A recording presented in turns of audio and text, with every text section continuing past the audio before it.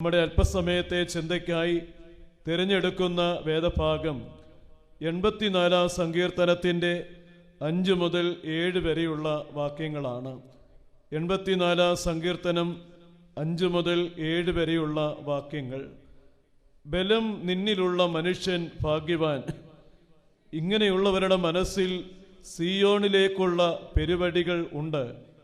കണ്ണുനീർ താഴ്വരെ കൂടി കടക്കുമ്പോൾ അവർ അതിനെ ജലാശയമാക്കി തീർക്കുന്നു.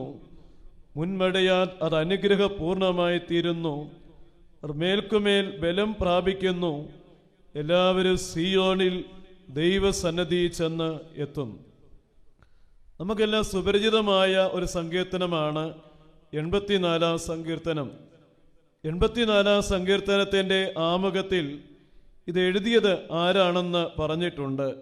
സംഗീത പ്രമാണിക്ക് ഗദ്യരാഗത്തിൽ കോരഹ പുത്രന്മാരുടെ ഒരു സങ്കീർത്തനം.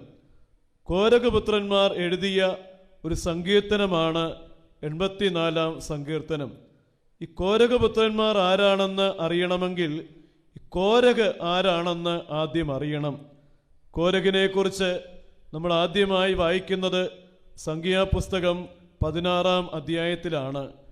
ഇസ്രായേൽ മക്കളെ മിസ്രയീമിൽ നിന്ന് വിടുവിച്ച് മോശയും അഹ്റോനും കൊണ്ടുവരുമ്പോൾ ഇസ്രായേൽ മക്കളുടെയിലുള്ള ഒരു കൂട്ടം ആളുകൾ എഴുന്നേറ്റ് മോശയ്ക്കും അഹ്റോനും എതിരായി മത്സരിച്ചു. അവർ പറയാണ്, നിങ്ങളെ ആരാ ഞങ്ങളുടെ നേതാക്കന്മാരാക്കിയത്? ഞങ്ങളൊക്കെ നേതാക്കന്മാരാണ് എന്ന് പറഞ്ഞ് ദൈവം മോശയ്ക്കും അഹ്റോനും കൊടുത്ത ദൈവിക അധികാരത്തിനെതിരായി മത്സരിച്ച ഒരു കൂട്ടം ആളുകളെ നമ്മൾ കണ്ടെത്തുന്നുണ്ട്. 3 പേരാണ് അവർക്ക് നേതൃത്വം കൊടുത്തത്: കോരഹ്, ദാഥാൻ, അബീരാം. ഇപ്പൊ കോരഹിനെ കുറിച്ച് എവിടെ പറഞ്ഞാലും ഒരു മത്സരി എന്നാണ് പറയുന്നത്. മത്സരിയായ കോരഹ് ദൈവത്തോടും ദൈവത്തിൻ്റെ അഭിഷിക്തന്മാരോടും മത്സരിച്ച മനുഷ്യനാണ് കോരഹ്. ഈ കോരഹിന്റെ കുടുംബത്തിൽ ജനിച്ചു വളർന്ന പിൻതലമുറകളെ വിളിക്കുന്ന പേരാണ് കോരഹ് പുത്രന്മാർ.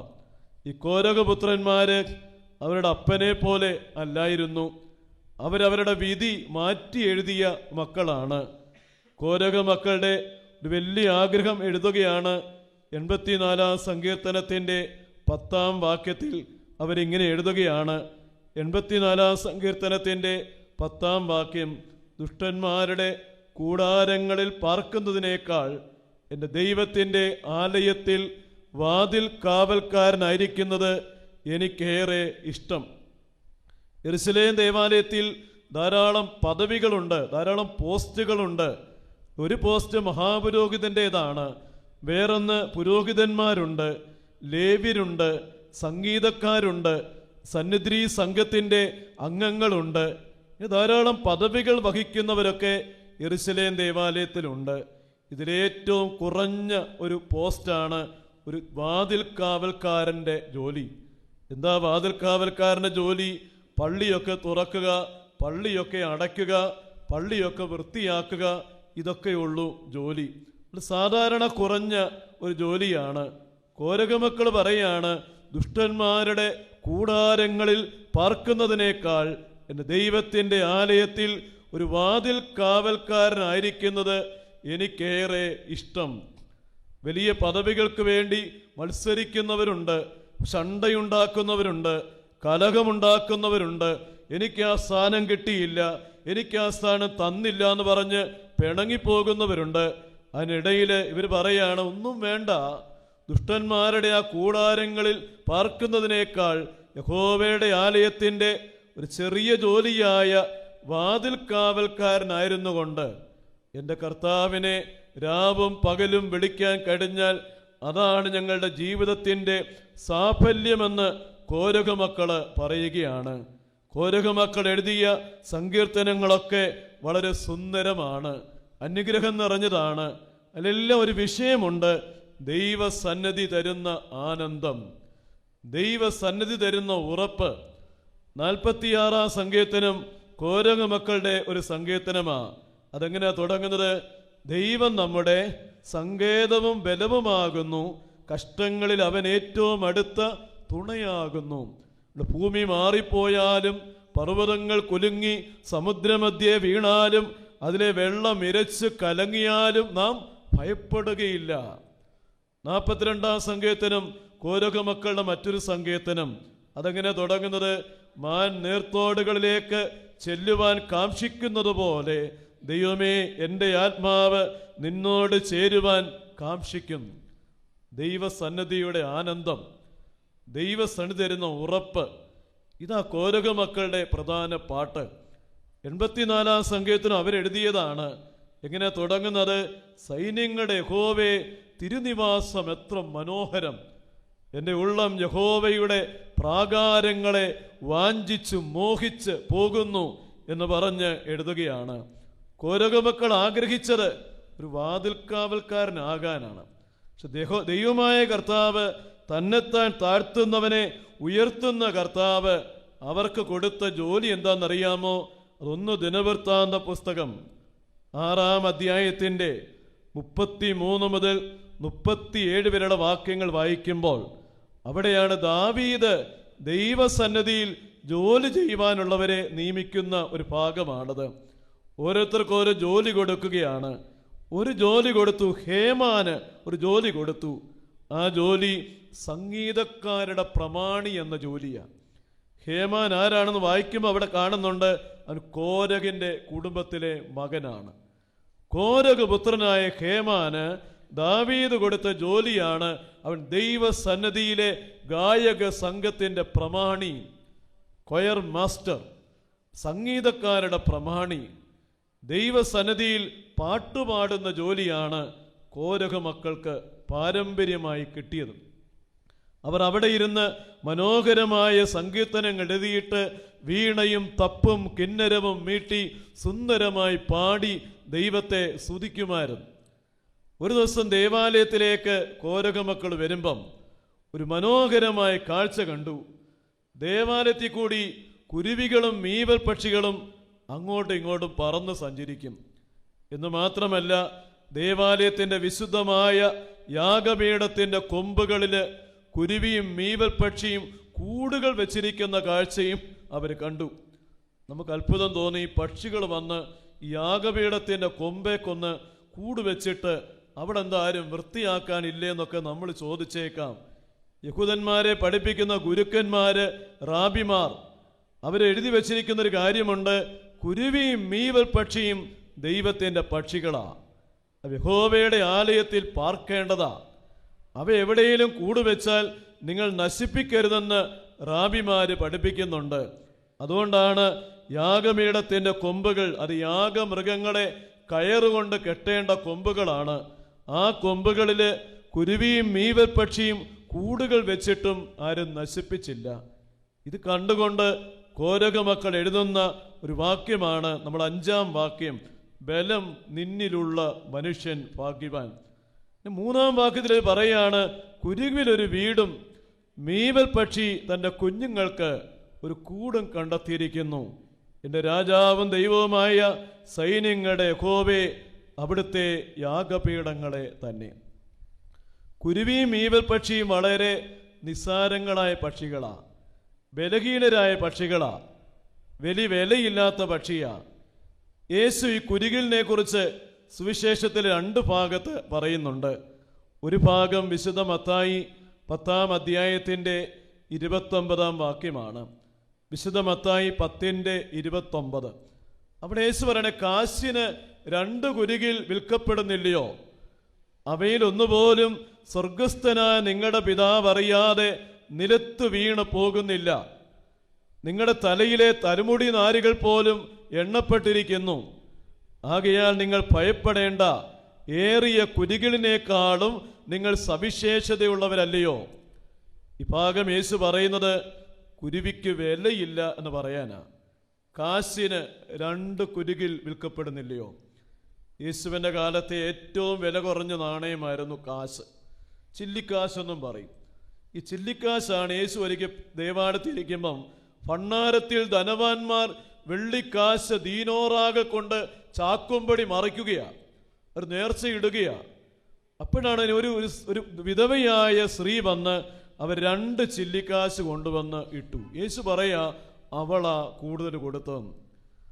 അവളാ കൂടുതൽ കൊടുത്ത കാരണം ധനവാന്മാര് അവരുടെ പങ്കിൽ നിന്ന് ഒരു ഭാഗം മാത്രം ദൈവത്തിന് കൊടുത്തപ്പോഴ് ഈ പാവപ്പെട്ടവള് ഉള്ളത് മുഴുവൻ കർത്താവിന് കൊടുത്തു. യേശുവിൻ്റെ കാലത്തെ ഏറ്റവും വില കുറഞ്ഞ നാണയമാണ് കാശ്, അല്ലെ ചില്ലിക്കാശ്. ആ ഒരു ചില്ലിക്കാശ് ഒരു കുരുവിക്കടയെ കൊണ്ട് കൊടുത്താൽ എത്ര കുരുവിയെ കിട്ടും? 2 കുരുകിൽ. കാശിന് 2 കുരുകിൽ വിൽക്കപ്പെടുന്നില്ലയോ? യേശു പറയാ വിലയില്ലാത്തതാണ്. പക്ഷേ അവയിൽ ഒന്നുപോലും സ്വർഗസ്ഥനാ നിങ്ങളുടെ പിതാവ് അറിയാതെ നിലത്തു വീണു പോകുന്നില്ല. ഇതുവ ചാകുന്നില്ലെന്ന അർത്ഥം. സ്വർഗത്തിലെ ദൈവം അറിയാതെ വിലയില്ലാത്ത കുരുവി ചാകത്തില്ല. അപ്പോൾ യേശു പറയാണ്, ആകയാൽ നിങ്ങൾ ഭയപ്പെടേണ്ട, നിങ്ങളുടെ തലയിലെ തലമുടി നാരുകൾ പോലും എണ്ണപ്പെട്ടിരിക്കുന്നു. ഏറിയ കുരുകളിനേക്കാൾ നിങ്ങൾ വിശേഷതയുള്ളവരാ. ഒരു കുരുവിയെക്കുറിച്ച് കർത്താവ് ഇത്രയും കരുതുമെങ്കിൽ അല്പവിശ്വാസികളെ നിങ്ങളെ എത്ര അധികം കരുതുമെന്നാണ് യേശു പറഞ്ഞത്. വിലയില്ലാത്ത പക്ഷി, വലിയ മഹത്വമില്ലാത്ത പക്ഷി, അവയാണ് കുരുകിലും മീവൽ പക്ഷിയും. പക്ഷെ ഒരു വലിയ കാര്യം ചെയ്തെന്നറിയാമോ? യഹോവയുടെ യാഗപീഠത്തിൽ തങ്ങളുടെ കുഞ്ഞുങ്ങൾക്ക് ഒരു കൂടുണ്ടാക്കി കൊടുത്തു.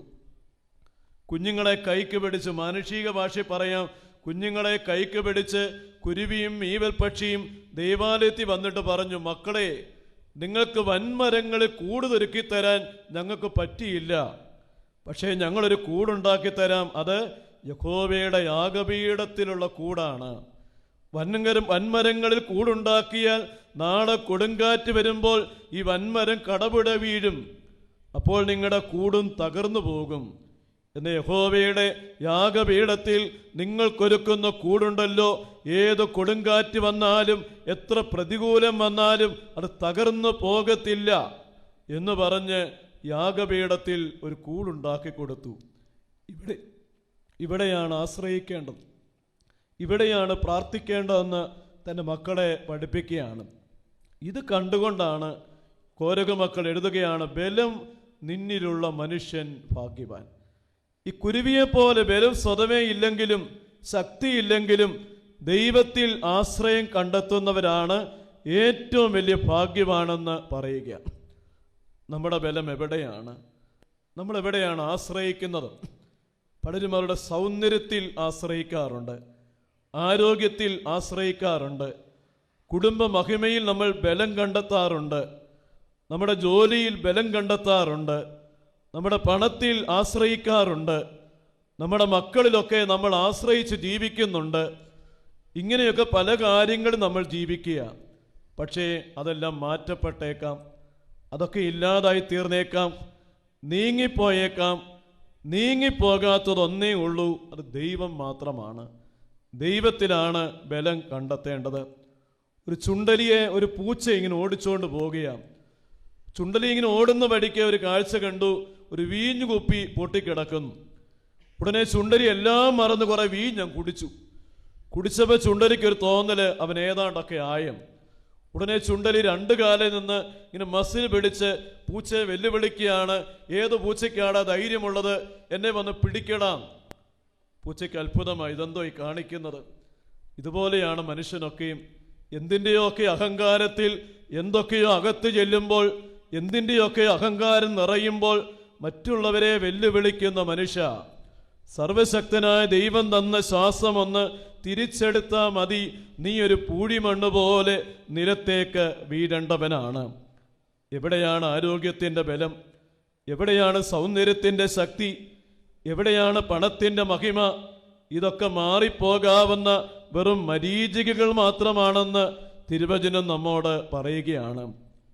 സിസ്റ്റർ മേരി ബെനിഗ്ന എഴുതിയ മനോഹരമായ കാവ്യമാണല്ലോ ലോകമേ യാത്ര. ഈ ലോകമേ യാത്രയിലെ ഏറ്റവും പ്രധാനപ്പെട്ട ചില വരികളാണ്, സമർത്ഥനായ സീസറും പ്രസിദ്ധനായ ഹോമറും സമത്വമറ്റ സോളമൻ തുടങ്ങിയുള്ള വിജ്ഞരും അമർന്നുപോയി ഈ കാലചക്ര വിഭ്രമത്തിലെങ്കിൽ നമുക്ക് പിന്നെ എന്തു ശങ്ക, മാറ്റമൊന്നുമില്ലതിൽ. ലോകം കണ്ട എക്കാലത്തെയും പ്രഗത്ഭരായ കുറെ പേരുടെ പേരുകൾ സിസ്റ്റർ മേരി ബെനിഗ്ന എടുത്തു കാണിക്കുകയാണ്. സമർത്ഥനായ സീസർ, റോമ സാമ്രാജ്യത്തിൻ്റെ നെടുംതൂണായിരുന്ന ജൂലിയസ് സീസർ, ഗ്രീക്ക് ഇതിഹാസങ്ങൾ എഴുതിയ പ്രസിദ്ധനായ ഹോമർ, ആരോടും താരതമ്യം ചെയ്യാൻ പറ്റാത്തവണ്ണം അത്രയ്ക്ക് ജ്ഞാനിയായ സോളമൻ, ഇവരൊക്കെ ഒന്നുമില്ലാതെ ഈ ലോകത്തു നിന്ന് മാറ്റപ്പെട്ടെങ്കിൽ നമുക്കൊക്കെ അഹങ്കരിക്കാൻ എന്താണ് ഉള്ളത്? പിന്നെയും പറയാണ്, ഒരിക്കലും ജഗത്തെയും ജഡത്തെയും പിരിഞ്ഞു നാം തിരിക്കണം. നമുക്കുള്ളതൊക്കെയും അതിർത്തിയിൽ തള്ളിയിടണം. ഒരിക്കലും തിരിച്ചു വരാത്തൊരു യാത്രയ്ക്കായി. ഒരിക്കലും തിരിച്ചു വരാത്തൊരു യാത്രയുണ്ട്. അന്ന് എന്തൊക്കെയുണ്ടോ അന്ന് അതെല്ലാം നമ്മുടെ അതിർത്തി തള്ളിയിട്ട് വേണം നമ്മൾ പോകാൻ. പിന്നെ എന്താണ് അഹങ്കരിക്കാനായിട്ടുള്ളത്? ഈ ലോകത്തിലൊന്നും ശാശ്വതമല്ല, ഒന്നും നിലനിൽക്കുന്നതല്ല. എല്ലാം മാറിപ്പോയേക്കാം, ഇല്ലാതായി തീർന്നേക്കാം. എന്നാൽ അവിടെ ദൈവത്തിൽ ബലം കണ്ടെത്തുന്നവനാണ് ഭാഗ്യവാനെന്ന് തിരുവചനം പറയും. 16-ാം സങ്കീർത്തനം ദാവീദിൻ്റെ ഒരു സങ്കീർത്തനമാണ്. ഈ സങ്കീർത്തനത്തിൽ തലക്കെട്ടുണ്ട് ദാവീദിൻ്റെ സ്വർണ്ണഗീതമെന്നാണ്. ദാവീദിൻ്റെ സ്വർണ്ണഗീതമാണ് 16-ാം സങ്കീർത്തനം. സ്വർണം വിലപിടിപ്പുള്ളതാണ്.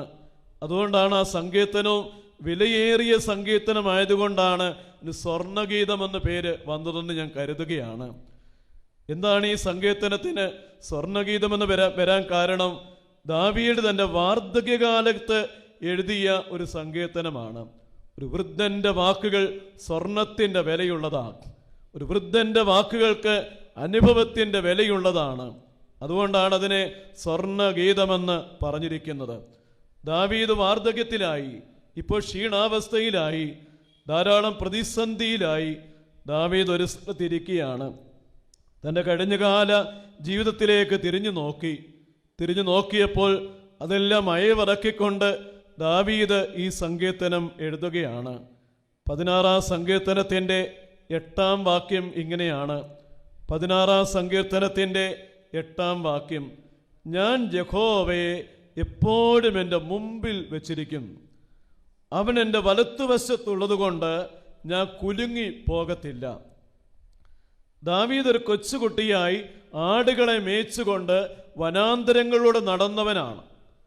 അതിനിടയിൽ പ്രാർത്ഥിക്കാൻ അല്പസമയം കിട്ടുമ്പം ദാവീദ് ഇങ്ങനെ പ്രാർത്ഥിക്കും: എൻ്റെ യഹോവേ, ഈ ആടുകളുടെ ഇടയൻ ഞാനായിരിക്കുന്നത് പോലെ അവിടുന്ന് എൻ്റെ ഇടയനായിരിക്കണേ.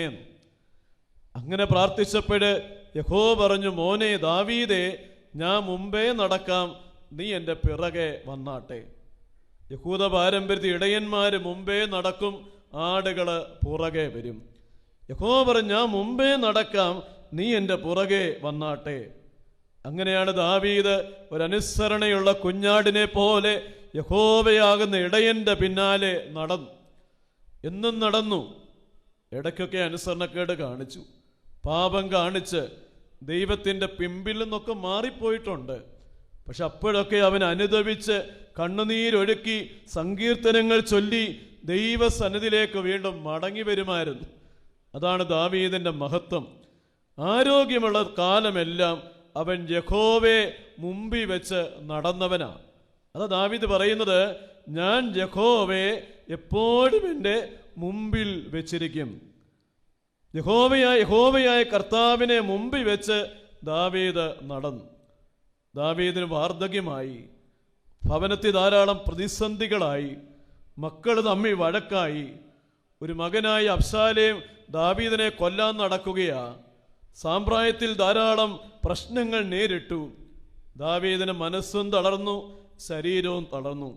ഇതുവരെയും ഒരു നല്ല ആട്ടിൻകുട്ടിയെ പോലെ തൻ്റെ പിന്നാലെ നടന്ന ദാവീദിനെ നോക്കിയിട്ട് യഹോവയ്ക്ക് കാണാൻ പറ്റുന്നില്ല. യഹോവ നോക്കി: എന്തിയെ ദാവീദ്? അതേ വൈഷമ്യമുള്ള കുന്നുകൾ കേറാൻ ഭാരപ്പെടുന്ന ദാവീദ്. ശരീരത്തിൻ്റെ ബലം കുറഞ്ഞു, മനസ്സ് തളർന്നു. പഴയതുപോലെ യഹോവയുടെ പിന്നാലെ ഓടി വരാൻ പ്രാപ്തിയില്ല. അവൻ ആ കുന്ന് കയറാൻ ഇങ്ങനെ ഭാരപ്പെടുകയാണ്. ദാവീദ് പോയാ പോട്ടെ, നമുക്ക് വേറെ പിള്ളേരെ കിട്ടുമല്ലോ എന്ന് യഹോവ ചിന്തിച്ചില്ല. യഹോവ ദാവീദിൻ്റെ അടുത്തേക്ക് തിരിഞ്ഞു നടന്നു വന്നു. യഹോവ നോക്കി: ദാവീദ് നടക്കാൻ വയ്യ. യഹോവ ദാവീദിൻ്റെ അടുത്തേക്ക് തിരിഞ്ഞു വന്നിട്ട് വലങ്കൈക്ക് പിടിച്ചിട്ട് പറഞ്ഞു: ഞാൻ നിന്റെ വലത്തുവശത്തുള്ളത് കൊണ്ട് ദാവീദേ, നീ കുലുങ്ങണ്ട, നടന്നോളാൻ പറഞ്ഞു.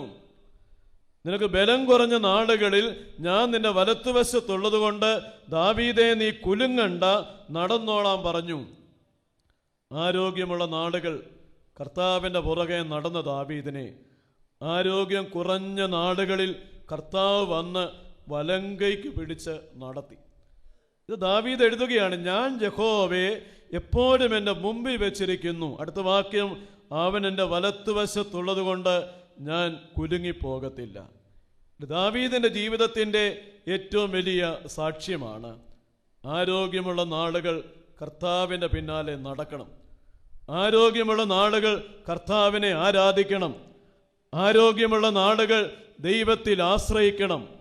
അങ്ങനെയെങ്കിൽ ബലം കുറയുമ്പോൾ, ശരീരം ക്ഷീണിക്കുമ്പോൾ, മനസ്സ് തളരുമ്പോൾ ഈ ദൈവം പിൻബലമായിരുന്ന് വലങ്കൈക്ക് പിടിച്ച് നമ്മളെ നടത്തിക്കൊള്ളും.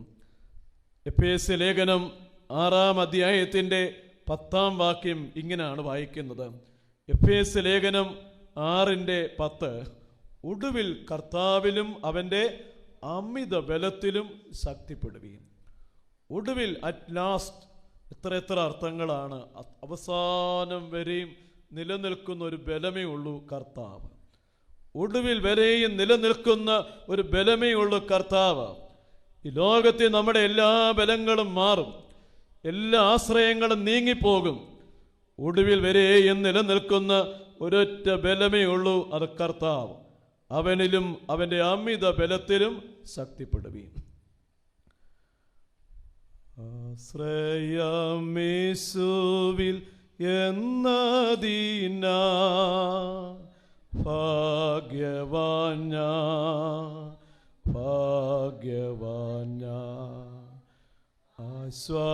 ആശ്വാസമെന്നിൽ തന്നതിനാ ഭാഗ്യവാൻ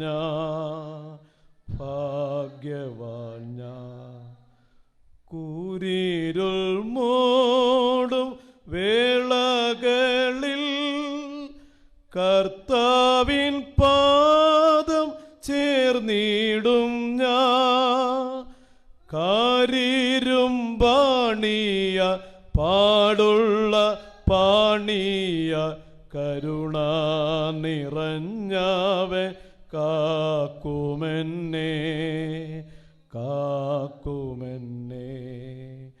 കാരിരും പാണിയ പാടുള്ള പാണിയാൽ കരുണ നിറഞ്ഞവൻ കാക്കുമെന്നെ.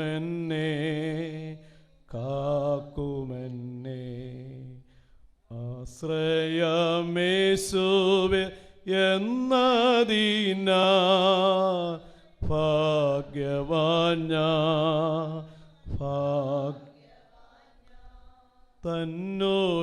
തന്നുയർത്തുന്ന ജീവനാഥൻ എന്നഭയം എന്നാൾ മുഴുവൻ.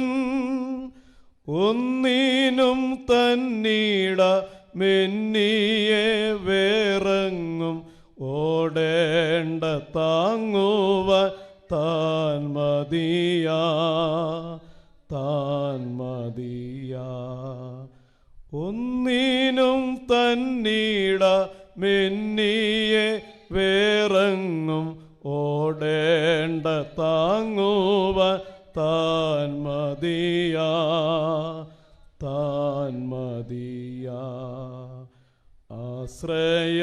ആശ്രയമേശുവിൽ എന്നതിനാൽ ഭാഗ്യവാൻ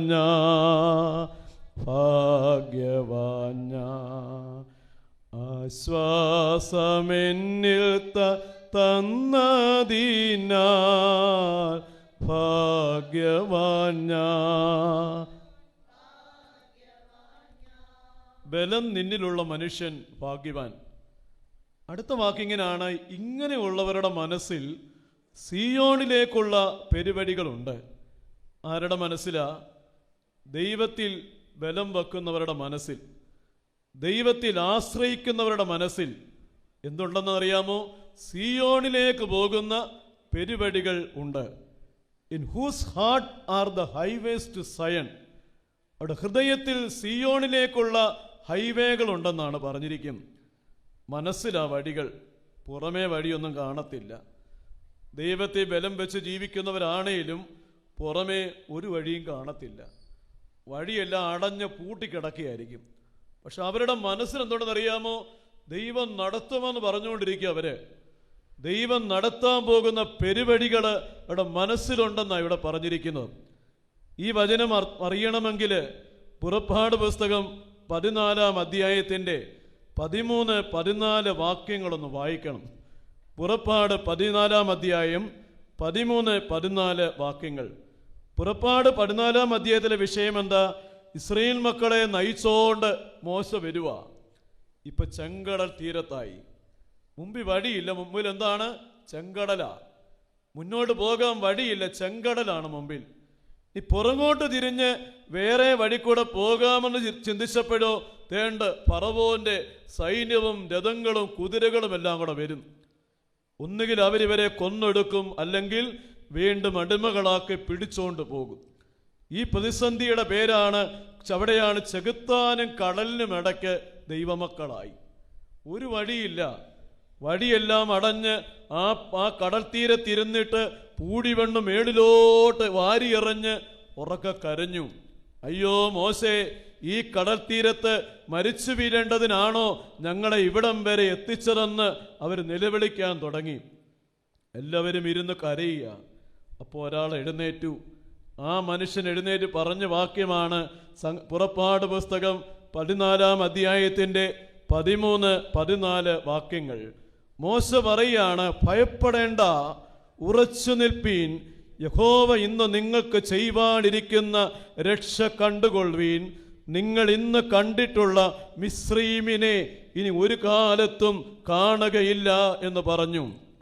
ഇതുവരെ നിങ്ങളെ പീഡിപ്പിച്ച, ഇതുവരെ നിങ്ങളെ അടിമകളാക്കിയ, നിങ്ങളെ കൊല്ലാൻ വരുന്ന ആ മിസ്രയീമിനെ ഇനി ഒരു കാലത്തും നിങ്ങൾ കാണുകയില്ല എന്ന് മോശ പറഞ്ഞു.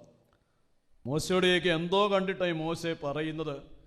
ഇത്രയും വലിയ ലോകത്തിലെ, അന്ന് ലോകത്തിലെ പുരാതന ലോകത്തിലെ ഏറ്റവും ശക്തമായ രാജ്യം ഈജിപ്റ്റാ, മിസ്രയീമാ. ഈജിപ്തിന്റെ സൈന്യത്തെ തോൽപ്പിക്കാൻ വേറെ സൈന്യമില്ല. ലോകത്തിലെ സമ്പൽ സമൃദ്ധമായ പ്രാഗൽഭ്യം നിറഞ്ഞ ഈ സൈന്യത്തെ തോൽപ്പിക്കാൻ മോശേ, നമ്മുടെ കൈ വല്ലതും ഉണ്ടോ? നിങ്ങളുടെ കൈ ആയുധബലം വല്ലതും ഉണ്ടോ? ഈ ചെങ്കടൽ വറ്റിച്ച് അക്കരെ കടക്കാൻ ടെക്നോളജി വല്ലതും ഉണ്ടോ? മോശയുടെ ഒന്നുമില്ല.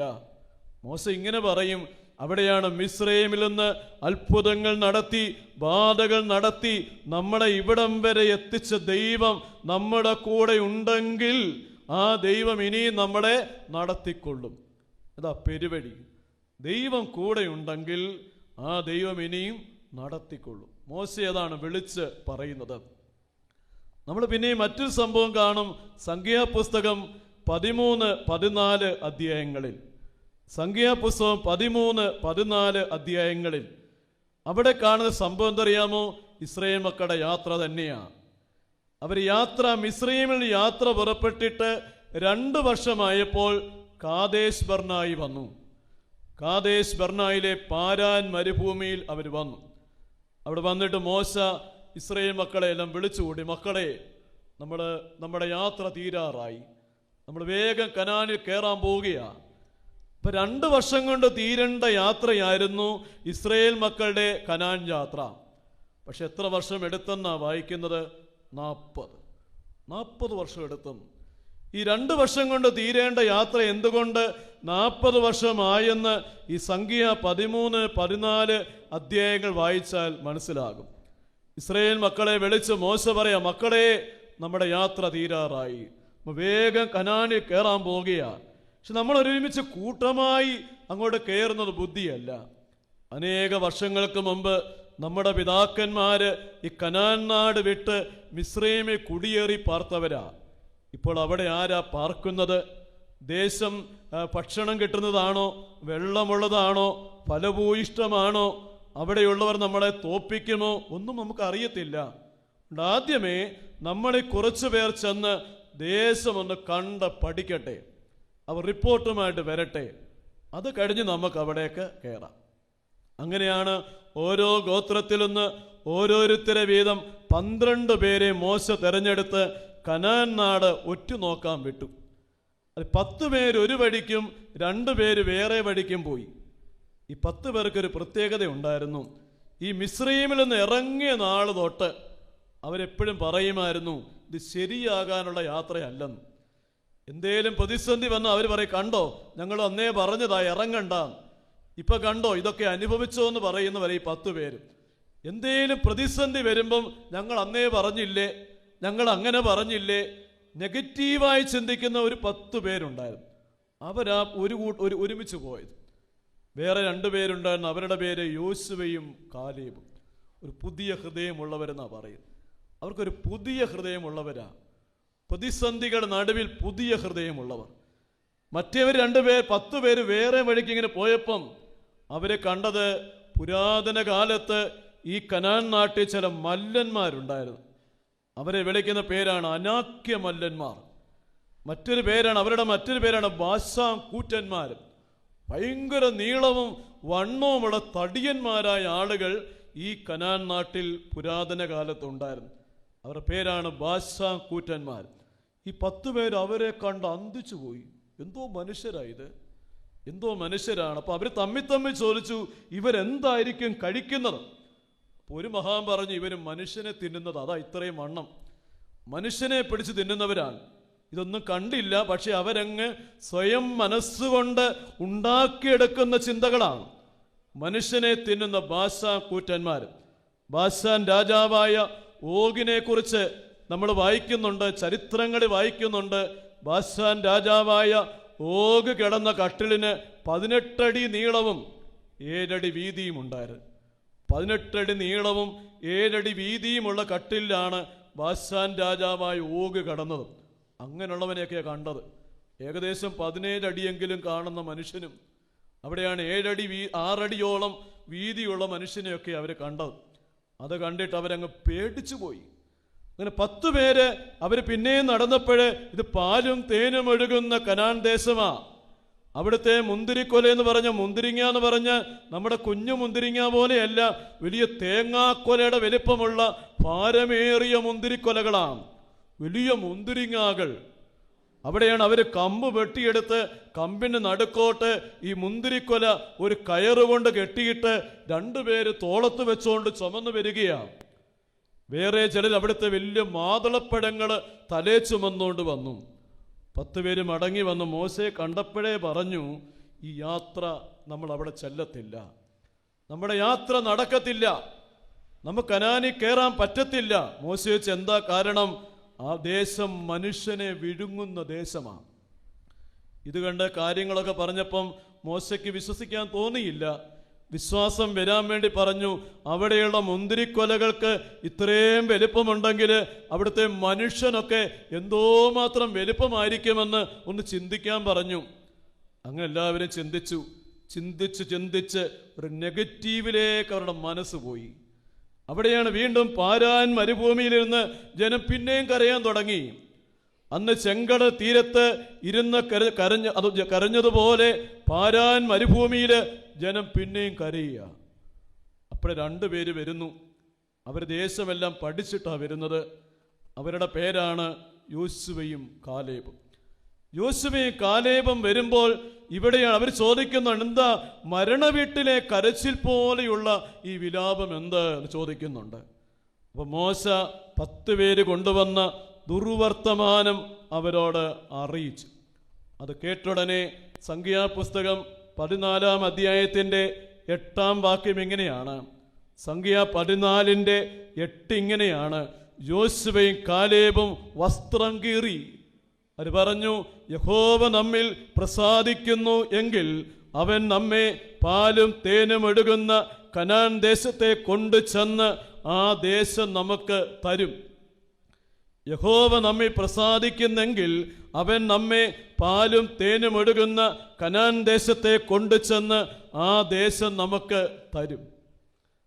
അതാണ് അവർ പറഞ്ഞ വാക്യം. അവര് മല്ലന്മാരെ കണ്ടു. പക്ഷെ അവര് മല്ലന്മാരെ കാണുന്നതിന് മുമ്പേ വേറെ വലിയ മല്ലനെ കണ്ടിട്ടാ പോയത്. ആ മല്ലൻ ആരാന്നറിയാമോ? ആ മല്ലനെക്കുറിച്ച് ബൈബിൾ എഴുതുകയാണ്, സ്വർഗമെൻ്റെ സിംഹാസനവും ഭൂമി പാദപീഠവുമാകുന്നു. ഈ ഭൂമിയിൽ എത്ര വലിയ മല്ലൻ വന്ന് ഒരു കസേര ഇരുന്നാലും കാല് നിരത്ത് വന്ന് മുട്ടുമായിരിക്കാം. പക്ഷെ നമ്മുടെ ദൈവം ഉണ്ടല്ലോ, സ്വർഗമാകുന്ന സിംഹാസനത്തിൽ ഇരുന്നാൽ ആ ദൈവത്തിൻ്റെ കാല് മുട്ടുന്നത് എവിടെന്നറിയാമോ? ഭൂമിയിലാണ് വന്ന് മുട്ടും. എന്തോ നീളമാ ദൈവത്തിന്. ആ വലിയ മഹാനായ മല്ലനെ കണ്ടിട്ട് പോയത് കൊണ്ട് ഈ മല്ലനൊന്നും അവർക്കൊന്നുമല്ലായിരുന്നു. യഹോവ നമ്മുടെ കൂടെ ഉണ്ടെങ്കിൽ, യഹോവ പ്രസാദിക്കുന്നെങ്കിൽ അവൻ ആഗ്രഹിക്കുന്ന വഴി നമ്മളെ കൊണ്ടുപോകും. ആരെല്ലാം എതിർത്താലും, ഏത് പ്രതിസന്ധി വന്നാലും, ആരെല്ലാം വാതിൽ അടച്ചാലും അവൻ വാതിൽ തുറക്കും. ഇതാണ് കാണുന്നത്. ബലം നിന്നിലുള്ള മനുഷ്യൻ ഭാഗ്യവാൻ. അവരുടെ മനസ്സിൽ എന്തോന്നറിയാമോ? സിയോണിലേക്കുള്ള പെരുവഴികൾ. മനസ്സ് നിറച്ച് വഴിയാ. എല്ലാ വഴി അടഞ്ഞാലും അമ്മച്ചി പറയും, മോനെ ദൈവം നടത്തിക്കോളും. എല്ലാ വഴി അടഞ്ഞെന്നാ പറയും, പക്ഷെ ദൈവം നടത്തും. ദൈവം നടത്തും. പ്രാർത്ഥിക്കുന്നൊരു അമ്മയ്ക്ക് പറയാൻ പറ്റും, പ്രാർത്ഥിക്കുന്നൊരു പിതാവിന് പറയാൻ പറ്റും, ദൈവം നടത്തിക്കൊള്ളും. മനസ്സ് നിറച്ച് പെരുവഴിയ. ഈ ലോകത്തിൽ ആശ്രയിക്കുന്ന മനുഷ്യന് അത് പറയാൻ പറ്റത്തില്ല. ദൈവത്തിൽ ആശ്രയിച്ച് ദൈവത്തോട് ബന്ധപ്പെട്ട് ജീവിക്കുന്ന ഒരു വ്യക്തിക്ക് പറയാൻ പറ്റും, എന്തെല്ലാം വാതിലടഞ്ഞാലും ദൈവം ഒരു പുതുവഴി തുറക്കും, ദൈവം നടത്തിക്കൊള്ളും. ഇനി അടുത്ത വാക്യത്തിലേക്ക് വരാം. കണ്ണുനീർ താഴ്വരി കൂടി കടക്കുമ്പോൾ അവർ അതിനെ ജലാശയമാക്കി തീർക്കുന്നു. ആരാണ്? ദൈവത്തിൽ ബലം വെച്ചവർ. ദൈവത്തിൽ ബലം വെച്ച ആളുകൾക്കും ഈ കണ്ണുനീരിന് താഴ്വരയെ കൂടെ പോകേണ്ടി വരും. പക്ഷെ കണ്ണുനീർ താഴ്വരയെ കൂടെ പോകുമ്പോൾ അവർ ആ കണ്ണുനീർ താഴ്വര എന്താക്കുമെന്നറിയാമോ? ജലാശയമാക്കി മാറ്റും. അതിനെ ജലാശയമാക്കി മാറ്റുമെന്ന് പറഞ്ഞിരിക്കും. ഇസ്രയേൽ മക്കൾക്ക് ഒരൊറ്റ ദേവാലയമേ ഉള്ളൂ. അതേ ദേവാലയമാണ്? യെരുശലേം ദേവാലയം. പിന്നീട് പല യുദ്ധങ്ങളുടെ ഫലമായി, പ്രവാസത്തിൻ്റെ ഫലമായി ഇസ്രയേൽ മക്കൾക്ക് ലോകത്തിൻ്റെ പല ഭാഗങ്ങളിലൊക്കെ പോയി താമസിക്കേണ്ടി വന്നു. പക്ഷെ അവിടെ ഒന്നും അവര് വേറെ ദേവാലയം വെച്ചില്ല. അതിന് പകരം അവരെന്തറിയാമോ? അവിടെ സിനഗോഗുകളാണ് പണിതത്. സംഘാലയങ്ങൾ എന്ന് പറയും, അല്ലെ പള്ളികളെന്ന് ബൈബിൾ പറയും. അവർ ദേവാലയമല്ല പണിത്, പിന്നെ സംഘാലയങ്ങളാണ് പണിതത്, സിനഗോഗുകളാണ് പണിതത്. ഇത് രണ്ടും രണ്ടാ. ദേവാലയ ആരാധനയും 3 കാര്യങ്ങളാണ് ഉള്ളത്. യെരുശലേം ദേവാലയ ആരാധന പറഞ്ഞ 1 യാഗമർപ്പിക്കും, 2 ധൂപമർപ്പിക്കും, 3 പെരുന്നാളുകളുണ്ട്. ഇത് 3 ദേവാലയ ആരാധന. അവിടെ യാഗമുണ്ട്, ധൂപമുണ്ട്, പെരുന്നാളുണ്ട്. ഈ സംഘാലയങ്ങൾ ഇതൊന്നുമില്ല. സംഘാലയങ്ങൾ എന്താണ്? അവർ ഒരുമിച്ച് കൂടും, അവർ പാട്ടുകൾ പാടും, സങ്കീർത്തനങ്ങൾ ആലപിക്കും, പ്രബോധന ശുശ്രൂഷയുണ്ട്, പ്രാർത്ഥനയുണ്ട്. ഏകദേശം പ്രാർത്ഥനാ യോഗത്തിലെ ക്രമീകരണങ്ങൾ പോലെയാണ് ഈ പള്ളികളിലെ ക്രമീകരണങ്ങൾ. ഇത് രണ്ടും വ്യത്യസ്തമായ കാര്യമാണ്. യഹൂദന്മാരുടെ ആലയം യെരുശലേം ദേവാലയമാണ്. അവിടെയാണ് പെരുന്നാളുകൾ ഉള്ളത്. യഹൂദന്മാരുടെ പെരുന്നാളുകൾ ഏതാണ്? യഹൂദന്മാർക്ക് 3 പ്രധാന പെരുന്നാളുകളുണ്ട്. നമുക്കറിയാം. 1 പെസഹ, 2 കൂടാര പെരുന്നാൾ, 3 പെന്തക്കോസ്തി. ഈ പെരുന്നാളുകൾ യെരുശലേം ദേവാലയത്തിൽ നടക്കുമ്പോൾ ഒരു യഹൂദന്റെ കടമയാണ് ലോകത്തെവിടെയാണേലും വന്ന് പെരുന്നാളിൽ സംബന്ധിക്കാം. ധാരാളം ആളുകൾ പെരുന്നാൾ അടുക്കുമ്പോൾ യെരുശലേം ബഹളമാണ്. ധാരാളം ആളുകൾ പല ഭാഗങ്ങളിൽ നിന്ന് പെരുന്നാളിൽ സംബന്ധിക്കാൻ ഇങ്ങനെ വന്നുകൊണ്ടേയിരിക്കും. അവർ വരുമ്പോൾ കഴിവതും നടന്ന് തീർത്ഥാടകരായിട്ടാണ് വരുന്നത്. ഒരുപക്ഷെ വാഹനങ്ങളൊക്കെ വരുമായിരിക്കാം, കപ്പലിൽ വരുമായിരിക്കാം, എന്നാലും കുറേ ദൂരമെങ്കിലും അവർ നടക്കും. അവർ നടന്ന് തീർത്ഥാടകരായി കുന്നുകളും അത് താഴ്വരകളും പിന്നിട്ട് നടന്നാണ് ഇവർ വരുന്നത്. ഇങ്ങനെ വരുന്ന വഴിക്ക് ഈ തീർത്ഥാടകർ പാടുന്ന പാട്ടുകളാണ് ആരോഹണ സങ്കീർത്തനങ്ങൾ. ആരോഹണ സങ്കീർത്തനങ്ങൾ ഏതൊക്കെയാണ്? 120 മുതൽ 134 വരെയുള്ള സങ്കീർത്തനങ്ങളാണ്. 120 മുതൽ 134 വരെയുള്ള ആരോഹണ സങ്കീർത്തനങ്ങൾ ചൊല്ലിയാണ് അവർ വരുന്നത്. 120-ാം സങ്കീർത്തനം എങ്ങനെ ആരംഭിക്കുന്നു? എൻ്റെ കഷ്ടതയിൽ ഞാൻ യഹോവയോട് നിലവിളിച്ചു. അപ്പോൾ ഈ തീർത്ഥാടകരൊക്കെ ആരാണെന്ന് മനസ്സിലായോ? ഇതെല്ലാം കഷ്ടതയിൽ കൂടെ പോകുന്നവരാ. ഒരു കണക്കിന് ജീവിതത്തിൻ്റെ ഈ കഷ്ടതകളാണ് ദൈവസന്നിധിയിലേക്ക് വരാൻ അവരെ പ്രേരിപ്പിച്ചത്. കഷ്ടതയില്ലായിരുന്നെങ്കിൽ വീട്ടിൽ നിന്ന് TV കണ്ടേനെ. കഷ്ടതയുള്ളത് കൊണ്ടാണ് അവിടേക്ക് അവർ വന്നത്. എൻ്റെ കഷ്ടതയിൽ യഹോവയോട് നിലവിളിച്ചു. 121 സങ്കീർത്തനം എങ്ങനെ തുടങ്ങുന്നത്? ഞാൻ എൻ്റെ കണ്ണ് പർവ്വതത്തിലേക്ക് ഉയർത്തുന്നു, എൻ്റെ സഹായം എവിടെ നിന്ന് വരും? എൻ്റെ സഹായം ആകാശത്തെയും ഭൂമിയെയും സൃഷ്ടിച്ച യഹോവയുടെ സന്നിധിയിൽ നിന്ന് ആകും. കഷ്ടതയുടെ നടുവിൽ അവർ നോക്കിയത് പർവ്വതത്തിലേക്കാണ്, അവിടെയുള്ള യഹോവയിലേക്കാണ്. അവനിലാണ് സഹായം കണ്ടെത്തിയത്. അങ്ങനെ ഈ മനോഹരമായ പാട്ടുകൾ പാടി കുന്നുകളും താഴ്വരകളും പിന്നിട്ടിട്ടാണ് അവർ സിയോൻ കുന്നിൻ്റെ മുകളിലുള്ള യെരുശലേം ദേവാലയത്തിൽ വരുന്നത്. ദേവാലയത്തിൽ വരുമ്പം രാത്രിയാകും, രാത്രി സമയത്താകും മിക്കവാറും വരുന്നത്. അവിടെ വന്നു കഴിഞ്ഞ് അവരവസാനത്തെ ആരോഹണ സങ്കീർത്തനം ചൊല്ലും. 134 സങ്കീർത്തനം. അല്ലയോ രാത്രി കാലങ്ങളിൽ യഹോവയുടെ ആലയത്തിൽ നിൽക്കുന്നവരായി യഹോവയുടെ സകല ദാസന്മാരുമേ, നിങ്ങൾ യഹോവയെ വാഴ്ത്തുവീൻ. വിശുദ്ധ മന്ദിരത്തിലേക്ക് കൈകൾ ഉയർത്തി യഹോവയെ വാഴ്ത്തുവീൻ. ആകാശത്തെയും ഭൂമിയെ സൃഷ്ടിച്ച യഹോവ സിയോണിൽ നിന്ന് നിന്നെ അനുഗ്രഹിക്കും. ഇങ്ങനെയാണ് ഈ സങ്കീർത്തനം അവസാനിക്കുന്നത്. മനോഹരമായ യാത്രയുടെ പര്യവസാനം. രാത്രികാലങ്ങളിൽ സ്തുതിയും സ്തോത്രവും അവർ പാടുകയാണ്. ഇസ്രായേൽ മക്കൾ ഇങ്ങനെ പാട്ടുകൾ പാടി കുന്നുകളും താഴ്വരകളും പിന്നിട്ടാണ് തീർത്ഥാടകര് സിയോണിലേക്ക് വരുന്നത്. അങ്ങനെ വരുന്ന വഴിക്ക് ഏറ്റവും ദുർഘടം പിടിച്ചൊരു യാത്രയുണ്ട്. ഏറ്റവും ദുർഘടം പിടിച്ചൊരു യാത്രയുണ്ട്. നമ്മൾ ഈ വാക്കിങ്ങനെ വായിക്കുന്ന കണ്ണുനീർ താഴ്വരയിൽ കൂടി അവർ കടക്കുമ്പോൾ അവർ അതിനെ ജലാശയമാക്കി തീർക്കുന്നു. ഇംഗ്ലീഷ് വായിക്കും, as they go through the valley of Baca, they make it a place of springs. അവിടെ ബാക്ക താഴ്വര എന്നാ പറഞ്ഞിരിക്കും. ഇംഗ്ലീഷ് ബാക്ക താഴ്വര എന്ന് എഴുതിയിരിക്കും. അതൊരു എബ്രായ പദമാണ് ബാക്ക. ഈ ഇസ്രായേൽ മക്കളുടെ തീർത്ഥാടനത്തിൻ്റെ ഇടയിൽ ഏറ്റവും ദുർഘടം പിടിച്ചൊരു യാത്രയുണ്ട്. അത് കണ്ണുനീർ താഴ്വരയിൽ കൂടെയുള്ള യാത്രയാണ്, അല്ലെങ്കിൽ ബാക്ക താഴ്വരയിൽ കൂടെയുള്ള യാത്രയാണ്. എന്താണ് ആ താഴ്വരയുടെ പ്രത്യേകത? ബാക്ക എന്ന എബ്രായ വാക്കിൻ്റെ അർത്ഥം കണ്ണുനീരെന്ന. കണ്ണുനീരെന്ന ആ താഴ്വരയിൽ ഒരു ചെടിയുണ്ട്. ആ ചെടിയുടെ പേരാണ് ബാക്ക ചെടി. നമ്മുടെ ആ ചെടിയെക്കുറിച്ച് ശമൂവേൽ പ്രവാചകന്റെ 2-ാം പുസ്തകം 5-ാം അധ്യായത്തിൻ്റെ 23, 24 വാക്യങ്ങളിൽ വായിക്കുന്നുണ്ട്. 2 ശമൂവേൽ 5-ന്റെ 23, 24 വാക്യങ്ങളിൽ അവിടെ മലയാള ബൈബിളിൽ പറയുന്നത് ബാക്ക മരങ്ങളെന്ന. ഇംഗ്ലീഷ് ബൈബിളിൽ ബാക്ക ബുഷസ് എന്ന് പറയും. ബാക്ക ഒരു കുറ്റിച്ചെടിയാണ്. ആ കുറ്റിച്ചെടിയുടെ ഇലയുടെ അഗ്രത്തിലൂടെ ചില സീസണുകളിൽ വഴുവഴുപ്പുള്ള ഒരു ദ്രാവകം കണ്ണുനീർ തുള്ളി പോലെ താഴേക്ക് ഇറ്റിറ്റ് വീണുകൊണ്ടിരിക്കും. അത് വീണ താഴ്വരയെല്ലാം പരന്ന് കിടക്കുകയാണ്. അത് പായല് പോലെ കിടക്കുകയാണ്. സൂക്ഷിച്ച് നടന്നില്ലെങ്കിൽ കാല് വഴുതി ഗർത്തങ്ങളിൽ വീഴാവുന്ന അപകടം നിറഞ്ഞ അപകടങ്ങൾ സംഭവിക്കുന്ന ഒരു താഴ്വരയാണ് ബാക്കായിൻ താഴ്വര. അത് കണ്ണുനീരിൻ്റെ താഴ്വരയാ. അവിടെയാണ് പാട്ടുപാടി തൊണ്ട വരണ്ടാൽ കുടിക്കാൻ അല്പം വെള്ളമില്ല. അവിടെ എവിടെയൊക്കെ വെള്ളമുണ്ടോ ആ വെള്ളത്തിലെല്ലാം ഈ പായൽ വീണ് പരന്നു കിടക്കുകയാണ്. അത് വിഷമയമായി തീർന്നിരിക്കും. കുടിക്കാൻ വെള്ളമില്ല. അപകടങ്ങൾ നിറഞ്ഞ ദുർഘടം പിടിച്ച താഴ്വരയുടെ പേരാണ് കണ്ണുനീർ താഴ്വര.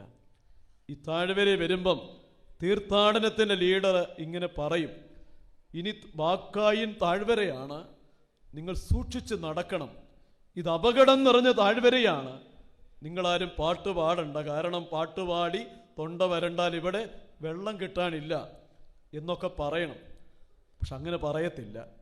അങ്ങനെ പറയത്തില്ലെന്ന് മാത്രമല്ല, ഈ താഴ്വരയിൽ വരുമ്പോഴാണ് ഇസ്രായേൽ മക്കള് ഇതുവരെ പാടിയതിനേക്കാൾ ശബ്ദമുയർത്തി പാടും, യഹോവ നല്ലവനല്ലോ, അവൻ്റെ ദയ എന്നേക്കുമുള്ളത്. ആരും പാട്ട് പാടണ്ടാത്ത കണ്ണുനീരിന് താഴ്വരയാ. ഇവിടെ ആരും സന്തോഷിക്കാൻ പാടില്ല.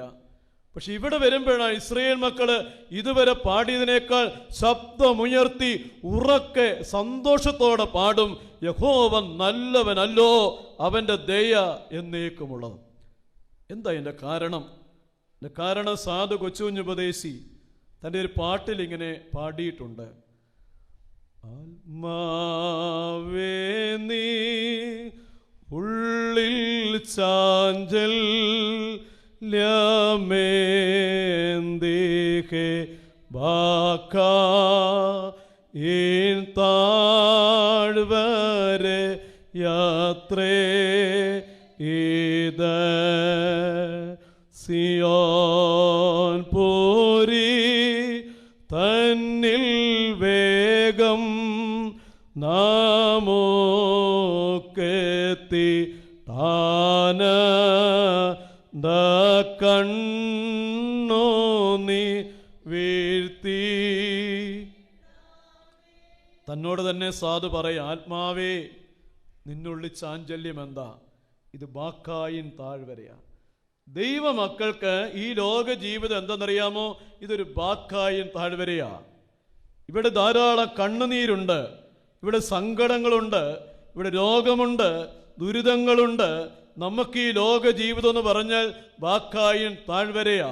പക്ഷെ നീ ഭയപ്പെടേണ്ട. എന്തറിയാമോ? സിയോൻ പുരിയിൽ നീ കണ്ടോ? ദൂരെ കാണുന്ന സിയോനെ കണ്ടോ? ആ സിയോൻ പുരിയിൽ വേഗം നമുക്ക് ചെന്നിട്ട് ആനന്ദത്തിൻ്റെ കണ്ണുനീര് വീഴ്ത്താൻ കാലമായി. ഇതാണ് പാട്ടുപാടാൻ കാരണം. ബാക്ക താഴ്വര കഴിഞ്ഞാൽ പിന്നെ സിയോൻ കുന്ന. വേറെ കുന്നൊന്നും ഇനി കയറാനില്ല. സിയോൻ ഏറ്റവും അടുത്ത്. ഇതുവരെയും ധാരാളം കുന്നുകളും വന്നപ്പം അവർ കാഴ്ച കണ്ടു. അങ്ങ് ദൂരെ സിയോൻ കുന്ന്. ആ കുന്നിൻ്റെ മുകളിൽ പരിലസിച്ചു നിൽക്കുന്ന അവരുടെ ആനന്ദമായ യെരൂശലേം ദേവാലയം. അത് കണ്ടപ്പോൾ ഇത് ബാക്കായാണേലും പ്രശ്നമില്ല, കണ്ണുനീരാണേലും പ്രശ്നമില്ല, പ്രതിസന്ധിയാണേലും പ്രശ്നമില്ല. അവരങ്ങ് പാടാൻ തുടങ്ങി. പരുമലപ്പള്ളിയിലേക്ക് തീർത്ഥാടകരായിട്ട് പള്ളിയിൽ നിന്ന് ഇറങ്ങുമ്പം എല്ലാവരും ഉറക്കെ ലുത്തീനിയാകൾ ചൊല്ലി, പരിശുദ്ധ പരുമല തിരുമേനി ഞങ്ങൾക്ക് വേണ്ടി അപേക്ഷിക്കണമേ എന്ന് ചൊല്ലിയൊക്കെയാണ് ഇറങ്ങുന്നത്. പക്ഷെ പിന്നീട് യാത്ര ഇങ്ങനെ മുമ്പോട്ട് പോകുമ്പം ഈ ചൊല്ലലൊക്കെ കുറയും. പിന്നെ എവിടെയെങ്കിലും ബണ്ണ് കിട്ടും, നെയ്യപ്പം കിട്ടും, നമ്മളതൊക്കെ തിന്നും കുടിച്ചും ഒക്കെ നമ്മുടെ ഇങ്ങനെ പോകും. അതങ്ങനെയാണ്. പക്ഷെ അത് കഴിഞ്ഞ് നമ്മുടെ മുമ്പോട്ട് പോകുമ്പോൾ ആ പരുമലപ്പള്ളി അടുക്കാറാകുമ്പോൾ ഒരു പാലമുണ്ട് അല്ലേ, ചെറിയ പാലമാണ്. അവിടെ വരും പറയും, ഇവിടെ പാലം അല്ലേ, നിങ്ങൾ സൂക്ഷിച്ചോണേ, കുഞ്ഞുങ്ങളെയൊക്കെ ഒന്ന് മുറുകെ പിടിച്ചോണേ, മാലയൊക്കെയുള്ള സ്ത്രീകൾ ആ മാലയൊക്കെ സൂക്ഷിച്ചോണേ, പണമൊക്കെ സൂക്ഷിച്ചോണേ എന്നൊക്കെ പറയും അല്ലേ. അത് സൂക്ഷിക്കേണ്ട സ്ഥലമാണ്. അവിടെ ധാരാളം തിരക്കാണ് അവിടെ. പക്ഷെ ആ തിരക്കിനിടയിലും അനേകർ പാടും. അതറിയാമോ? പരിശുദ്ധ പരുമല തിരുമേനി ഞങ്ങൾക്ക് വേണ്ടി അപേക്ഷിക്കുക. എന്താ കാണാൻ അറിയാമോ? ദൂരെ കാണാം, പരുമലപ്പള്ളിയുടെ മുഖവാരം കാണാം. പരുമലപ്പള്ളി അടുത്തു. ആ പ്രത്യാശ വന്നപ്പോൾ എന്ത് പ്രതിസന്ധിയാണേലും നമ്മൾ പാടുകയാണ്. ഇത് ഇവിടെ സംഭവിക്കുന്നത്. സിയോൻ അടുത്തു. സിയോൻ അടുത്തത് കൊണ്ട് ഈ ബാക്കായിൻ താഴ്വരയാണേലും അവരുറക്കെ പാട്ടുപാടി. സിയോൻ അടുത്തു. ഈ കണ്ണുനീരിന് നാളുകൾ തീരാറായി. സങ്കടത്തിൻ്റെ നാളുകൾ മാറും. പ്രത്യാശയുടെ ദിനങ്ങൾ വരികയാണ്. റോമാലേഖനം 8-ാം അധ്യായത്തിൻ്റെ 18-ാം വാക്യം, റോമാലേഖനം 8:18, നമ്മെ വെളിപ്പെടാനിരിക്കുന്ന തേജസ് വിചാരിച്ചാൽ ഈ കാലത്തിലെ കഷ്ടങ്ങൾ സാരമില്ല എന്നെണ്ണും. കഷ്ടങ്ങൾ സാരമുള്ളതാണ്, പക്ഷേ നമ്മൾ സാരമില്ല എന്നെണ്ണുകയാണ്. എന്തെന്നറിയാമോ? വെളിപ്പെടാൻ പോകുന്ന തേജസ് ഓർക്കുമ്പം, വെളിപ്പെടാൻ പോകുന്ന നാളിൻ്റെ മഹിമ ഓർക്കുമ്പം ഈ ലോകത്തിൻ്റെ സങ്കടങ്ങൾ ഒന്നും സാരമില്ല എന്ന് എണ്ണുകയാണ്. ഇപ്പം കണ്ണുനീർ താഴ്വരയിൽ കൂടെ പോകുമ്പോൾ അവർ അതിനെ ജലാശയമാക്കും. എന്താണ് ഈ ജലാശയം എന്ന വാക്കിൻ്റെ അർത്ഥം? ഇസ്രായേൽ മക്കൾ സാധാരണ ജോലിക്കാരാണ് പൊതുവെ. അവർ അധികം പേരും കർഷകരാണ്. മറ്റു ചില ആളുകളൊക്കെ ആടുകളെ മേയ്ക്കുന്ന ഇടയന്മാരാണ്. ഈ ഇടയന്മാർക്ക് അവിടെ ആടുമാടുകളെ തീറ്റണമെങ്കിൽ പച്ച പുൽപ്പുറങ്ങൾ ഉണ്ടാകണം. ഇവർക്ക് ഏറ്റവും അധികം ഇഷ്ടമുള്ളൊരു കാര്യമാണ് മഴ. യഹൂദന്മാർക്ക് ഏറ്റവും സന്തോഷം തരുന്ന കാര്യമാണ് മഴ. കുന്നിൻപുറങ്ങളിൽ മഴ പെയ്തെങ്കിൽ മാത്രമേ പച്ച മേച്ചിൽപ്പുറങ്ങൾ ഉണ്ടായി ആടുമാടുകളെ തീറ്റാൻ പറ്റത്തുള്ളൂ. ഗോതമ്പ് പാടങ്ങളിൽ മഴ പെയ്തെങ്കിൽ മാത്രമേ നല്ല വിളവ് കിട്ടത്തുള്ളൂ. വല്ലപ്പോഴും മഴ പെയ്യുന്ന നാടാണെങ്കിൽ ഇവർക്ക് മഴ പെയ്യുമ്പോൾ വലിയ സന്തോഷമാണ്. മഴയെക്കുറിച്ച് അവരുടെ സാഹിത്യമായ സങ്കീർത്തനങ്ങളിൽ പറയാണ് മുൻമഴ പിന്മഴ. ദൈവാനുഗ്രഹങ്ങളെ സൂചിപ്പിക്കുന്ന വാക്കാണ്. ദൈവം അനുഗ്രഹിക്കുന്ന മഴ കൊണ്ടാണ് അവർ പറയും. നമ്മളൊക്കെ ഈ മഴ കണ്ട മടുത്തു പോയവരാ അല്ലേ? ഇപ്പോൾ ഒരു മഴ പെയ്യണമെന്നൊക്കെ ആഗ്രഹം ഉണ്ടെങ്കിലും ഒത്തിരി മഴ കണ്ട് വെള്ളം പൊങ്ങി ദുരിതം അനുഭവിച്ച് മടുക്കുന്നവരാ നമ്മളൊക്കെ. നമുക്ക് മഴയോട് അത്ര വലിയ താല്പര്യമില്ലെങ്കിലും ആ യഹൂദ പാരമ്പര്യത്തിൽ നിന്നാണ് നമ്മുടെയും പാട്ടുകളിലൊക്കെ മഴയെന്ന് പറഞ്ഞ എന്തെന്നറിയാമോ? ദൈവാനുഗ്രഹമാണ്. ആശീസമാരിയുണ്ടാകും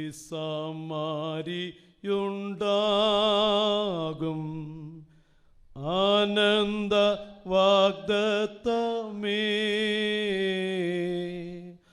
മേൽ നിന്നു രക്ഷകൻ നൽകും ആശ്വാസ കാലങ്ങളെ,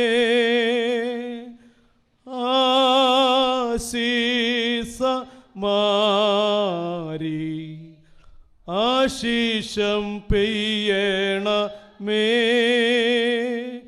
കൃപകൾ വീടുന്നു ചാറി വന്മഴ കൃപകൾ ഇങ്ങനെ ചാർന്നേ ഉള്ളൂ, പോരാ. എന്ത് വേണം? വന്മഴ. മഴ ദൈവാനുഗ്രഹമാണ്. ദൈവാനുഗ്രഹത്തിൻ്റെ പ്രതീകമാണ് മഴ യഹൂദന്മാർക്ക്. മഴ ദൈവാനുഗ്രഹമാണെങ്കിൽ മഴ ഇങ്ങനെ പെയ്ത് പെയ്ത് അപ്പുറത്ത് ഉണങ്ങിക്കിടക്കുന്നൊരു പൊട്ടക്കുളം നിറഞ്ഞു കവിഞ്ഞാൽ നമ്മൾ ആ കുളത്തെ എന്തോ വിളിക്കണം? അനുഗ്രഹങ്ങളുടെ സമൃദ്ധി എന്ന് വിളിക്കണം, അനുഗ്രഹങ്ങളുടെ കൂമ്പാരമെന്ന് വിളിക്കണം. മഴ ദൈവാനുഗ്രഹമാണെങ്കിൽ മഴ പെയ്ത് പെയ്ത് ഒരു വറ്റി വരണ്ട് കിടന്നൊരു തോട് നിറഞ്ഞ് കവിഞ്ഞ് തുള്ളിച്ചാടി ഒഴുകുകയാണെങ്കിൽ നമ്മൾ ആ തോടിനെ അനുഗ്രഹങ്ങളുടെ കവിഞ്ഞൊഴുക്കെന്ന് വിളിക്കണം. അവിടെയാണ് ജലാശയം എന്ന് പറയുന്നത്. എന്താണെന്ന് മനസ്സിലായെന്നറിയാമോ? അനുഗ്രഹമെന്നാ, ബ്ലെസ്സിങ്.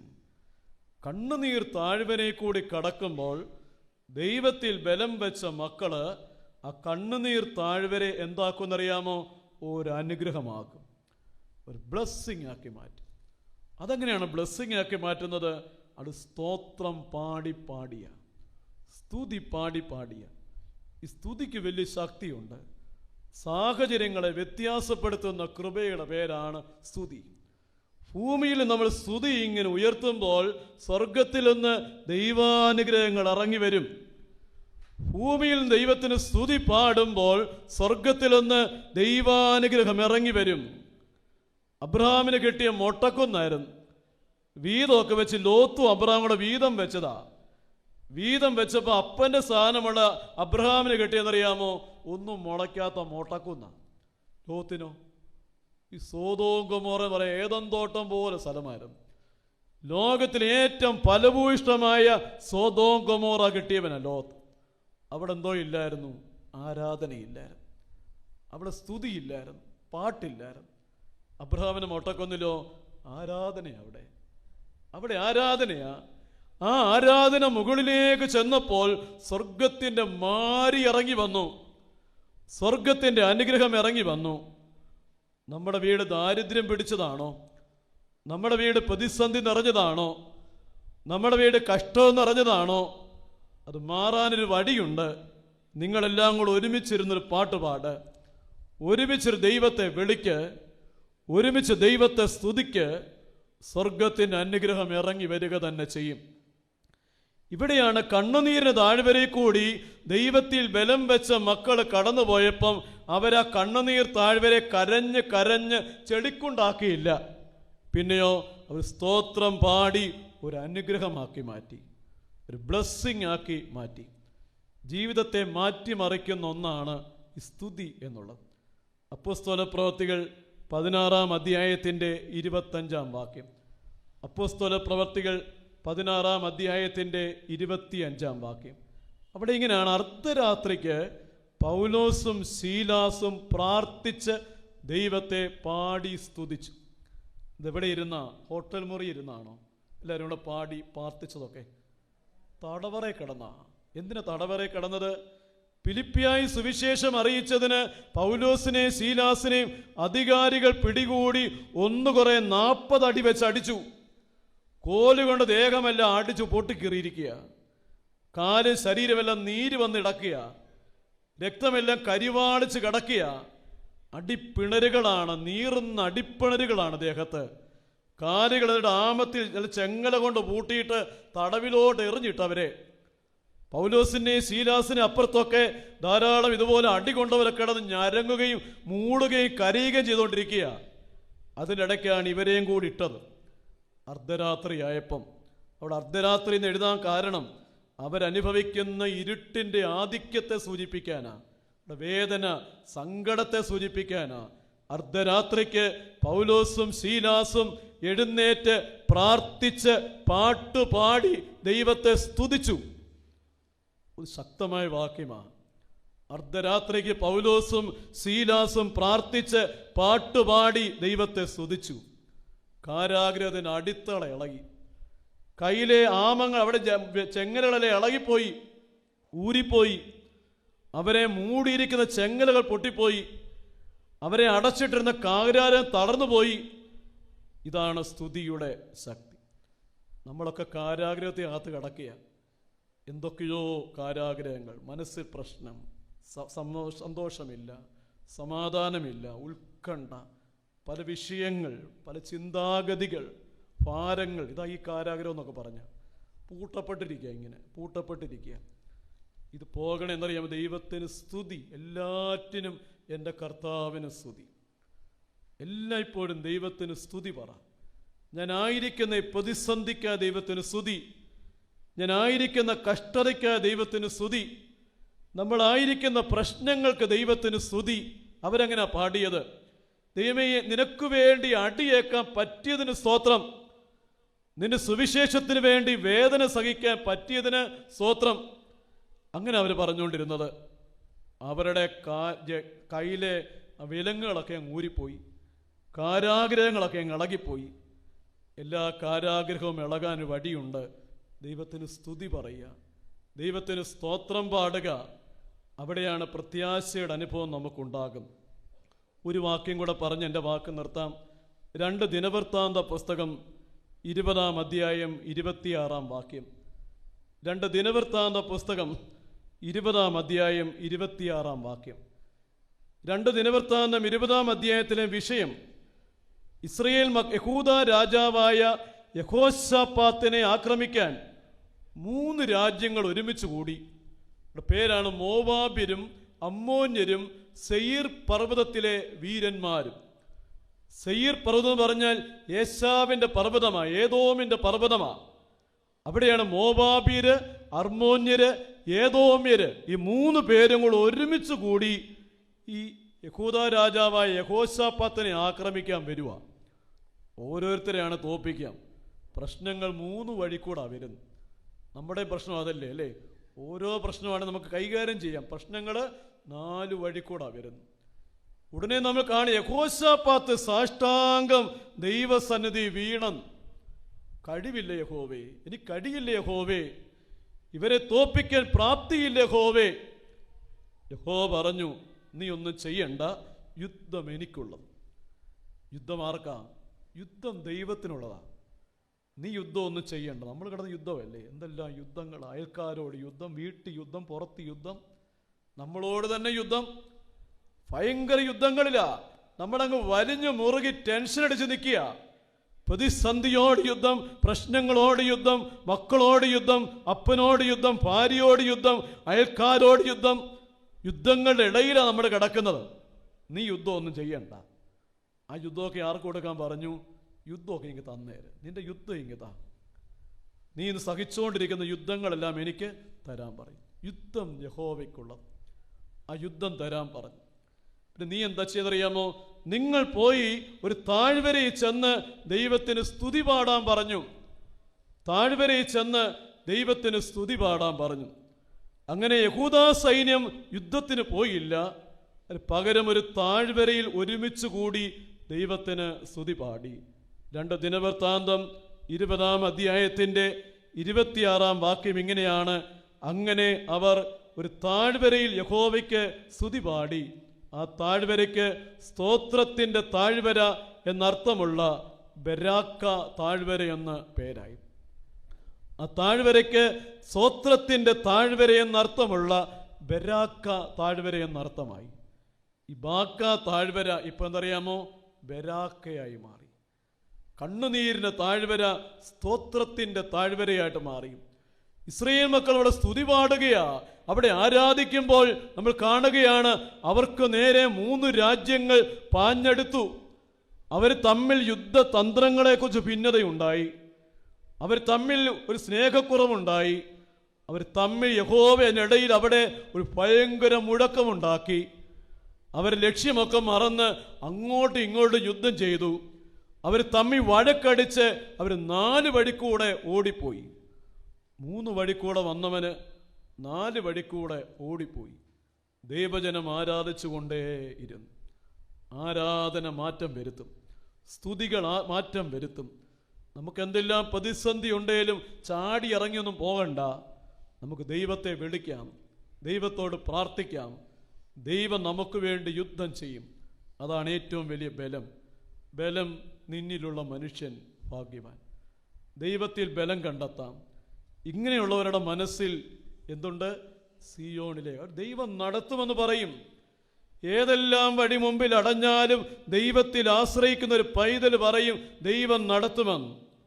ഇനി കണ്ണുനീർ താഴ്വരയിൽ കൂടി കടക്കുമ്പോൾ അവരാ കണ്ണുനീർ താഴ്വരെ സ്തോത്രം പാടി പാടി ഒരു അനുഗ്രഹമാക്കി മാറ്റും, ഒരു ബ്ലെസ്സിങ് ആക്കി മാറ്റും. ദൈവത്തിൻ്റെ പരിശുദ്ധാത്മാവ് നമ്മളെ സഹായിക്കട്ടെ. നമ്മുടെ തലകളെ വണക്കി നമുക്ക് പ്രാർത്ഥിക്കാം. യഹോവയീരേ ദാതാവാം ദൈവം, നീ മാത്രം മതി എനിക്ക്. യഹോവ റാഫ സൗഖ്യദായകൻ, തന്നടിപ്പിണരാ സൗഖ്യം. യഹോവ ശമ്മ കൂടെയിരിക്കും, നൽകുമൻ ആവശ്യങ്ങൾ.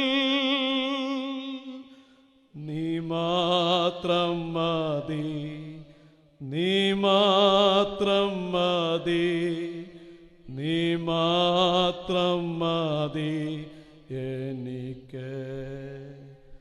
നീ മാത്രം മതി, നീ മാത്രം മതി, നീ മാത്രം മതി എനിക്ക്.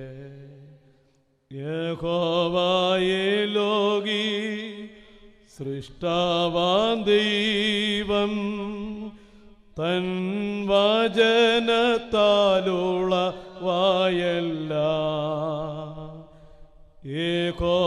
യഹോവയേലിയോ അത്യുന്നതൻ നീ, നിന്നെ പോലെ മറ്റാരുമില്ല.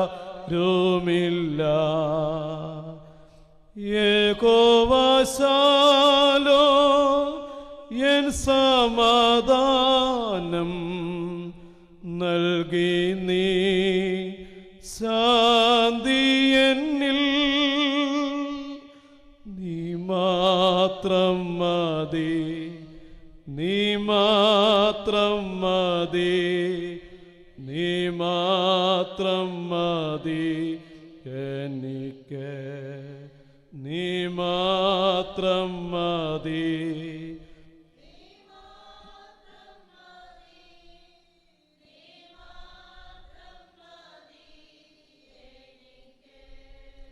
സ്നേഹവാനായ ദൈവമേ, ഈ നല്ല സമയത്തിനായി സ്തോത്രം. ലോകത്തിൻ്റെ ഉറപ്പുകളെല്ലാം മാറിപ്പോകും, വാക്ക് പറഞ്ഞവരൊക്കെ മാറിപ്പോകും, ആശ്രയം വെച്ച പലതും ഇല്ലാതാകും. ഈ ലോകത്തിൽ ആശ്രയിക്കുന്ന കരീത്ത് വറ്റിപ്പോകും, കാക്കയുടെ വരവ് നിന്നു പോകും. എന്നാൽ ദൈവം തൻ്റെ പ്രവാചകനെ പിന്നെയും നടത്തിക്കൊണ്ടിരിക്കും. സാരേപ്പാത്തി പ്രതിസന്ധി വന്നാൽ അവൻ കർമ്മേൽ പർവ്വതത്തിലോട്ട് അയക്കും. അവിടെ പ്രശ്നങ്ങളായാൽ ആഹാബ് രാജാവിൻ്റെ രഥത്തിന് മുമ്പിലൂടെ ഓടാൻ കാലുകളെ ബലപ്പെടുത്തും. ഒടുവിൽ ഓടിയും എനിക്ക് മതി യഹോവേ, ജീവിച്ചത് മതി എന്ന് പറഞ്ഞ് മരിക്കാൻ ഇച്ഛിച്ച് ചൂരച്ചെടിത്തണലിൽ തളർന്നു വീണാൽ അപ്പവും വെള്ളവും തന്ന് ബലപ്പെടുത്തി 40 രാവും 40 പകലും നടത്തി ദൈവത്തിൻ്റെ പർവ്വതമായ ഹോറേബോളം എത്തിക്കും. സിയോണിൽ ദൈവസന്നിധി എത്തിച്ചേരുന്നത് വരെ ഈ മരിയാത്രയിൽ അപ്പമായി വെള്ളമായി താങ്ങായി തണലായി നടത്തുന്നൊരു ദൈവം കൂടെയുണ്ടെന്നുള്ള പ്രത്യാശ കൊണ്ട് ഞങ്ങളെ നിറയ്ക്കണമേ. പ്രതിസന്ധികളെ നോക്കി പറയാം, അതിനെ തരണം ചെയ്യാൻ കഴിവുള്ളൊരു കർത്താവ് എൻ്റെ കൂടെ ഉള്ളതുകൊണ്ട് പ്രതിസന്ധിയെ നീ മാറിപ്പോകാം, നീ മാറി കടലിച്ചാടുക, മലകളെ മാറി കടലിച്ചാടുക. പ്രതിസന്ധികളെ മാറ്റുവാൻ, അതിനെ തരണം ചെയ്യുവാൻ ശക്തി തരുന്നൊരു കർത്താവ് എൻ്റെ കൂടെയുണ്ട്. ആ വലിയ കൃപയോടെ നമുക്ക് ജീവിക്കാം. ബലം കർത്താവിൽ വെക്കാം. കണ്ണുനീർ താഴ്വരയിൽ സ്തോത്രം പാടാം. വഴികളെല്ലാം അടയുമ്പോൾ ഹൃദയത്തിൽ ഒരു പുതുവഴി തുറക്കട്ടെ. ദൈവമേ, നിന്റെ സന്നിധി ഞങ്ങളെ താഴ്ത്തി സമർപ്പിക്കുന്നു. സകലതും ത്രിയേക ദൈവത്തിൻ്റെ തിരുനാമഹത്വത്തിനായിട്ട് തന്നെ. അനുഗ്രഹീതമായ സന്ധിക്കായ ദൈവ